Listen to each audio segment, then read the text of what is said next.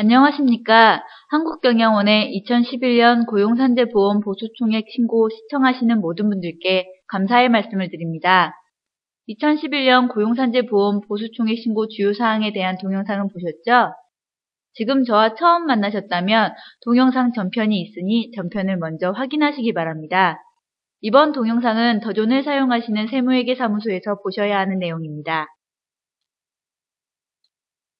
한국경영원은 더존 아이플러스와의 업무 협약으로 더존 프로그램에서 보수총액 신고자료를 제작, 전송할 수 있습니다. 전송자료는 BGC 신고조회에서 처리 결과를 확인할 수 있습니다.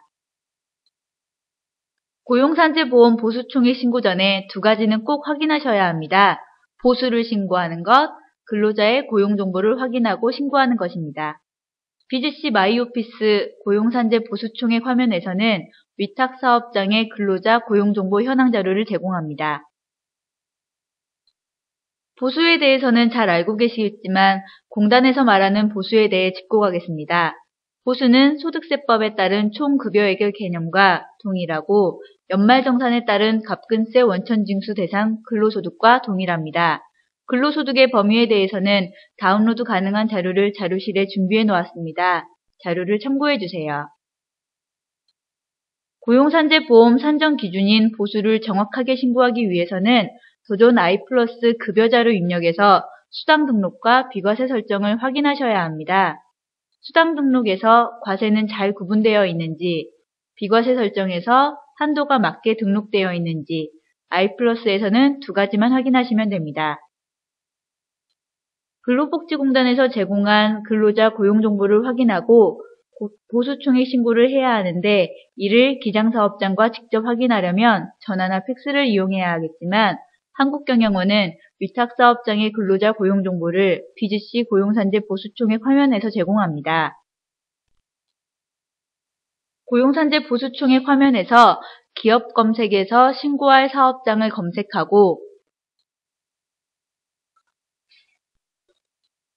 보수총액 신고 대상자 조회 버튼을 누르면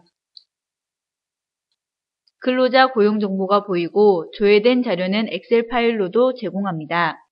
보수총액 신고를 아직 접수하지 않은 사업장은 보수총액 미신고에서 사업장이 보이는데 보수총액 미신고 사업장에서 사업장을 선택하시면 BGC 어느 메뉴에 있었더라도 고용산재 보수총액 화면으로 자동 이동합니다.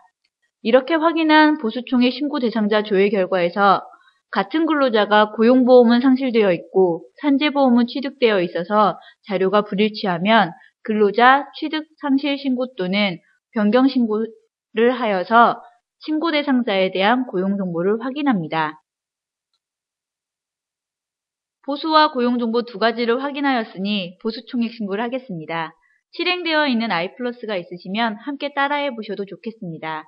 인사급여 전체 메뉴에서 사회보험을 선택하시고 오른쪽 4대 보험 위탁 서비스에서 4대 보험 위탁 서비스를 선택하시면 신고 대상자의 급여 자료가 불러옵니다. 법인사업장의 대표자, 개인사업장의 대표자, 배우자 등 고용산재보험 납부 대상이 아닌 대상자가 있을 경우 대표자 여부에서 1번 열을 선택합니다. 상용직, 일용직 근로자에 대한 과세 금액을 본 후 제작 버튼을 선택하면 데이터를 제작하겠냐고 묻죠? 제작하시고 제작이 완료되면 전송하세요. 전송 후 파란 창이 뜨면 한국경영원으로 신고가 잘 접수되었음을 안내하는 창입니다. 2월 말일까지 보수총액 신고 자료가 접수된 사업장은 건강보험 보수총액 신고도 한국경영원에서 대행하고 있습니다.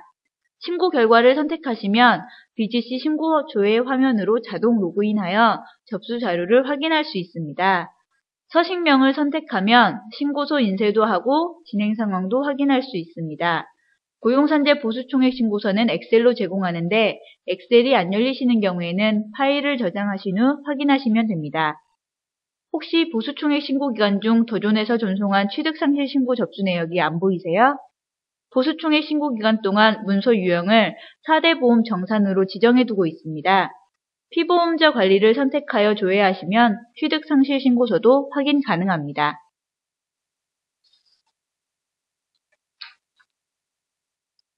더존 아이플러스에서 자료를 전송하고 비즈C에서 전송 자료를 확인하셔야 하는 이유가 있습니다. 첫 번째, 시간제 근로자 때문입니다. 더존에서 시간제 근로자로 등록하였어도 월 근무 시간이 60시간 미만이어야 고용보험료를 제외하는데 자료 전송 시 이 내용을 확인할 수 없기에 시간제 근로자여도 일용근로자로 합산하여 신고합니다. 두 번째, 근로자가 연도 중 휴직자가 있었을 때 누가 휴직자인지 알지 못하므로 휴직 기간에 발생한 보수는 고용보험료 산정에는 포함, 산재보험에는 제외되도록 해주세요.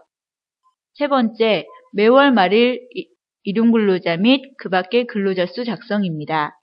일용근로자 보수총액이 접수되었더라도 매월 말일에 있었던 일용근로자만 매월 말일 일용근로자 및 그 밖의 근로자 수를 작성해야 합니다. 만약 해당하는 근로자가 없다면 기록하지 않습니다. 이와 같은 사유로 보수총액 내용을 수정하신다면 더존에서 자료 전송을 하시고 비즈C 고용산재 보수총액 메뉴에 저장자료 조회를 선택하시면 더존에서 전송한 자료 리스트가 있습니다.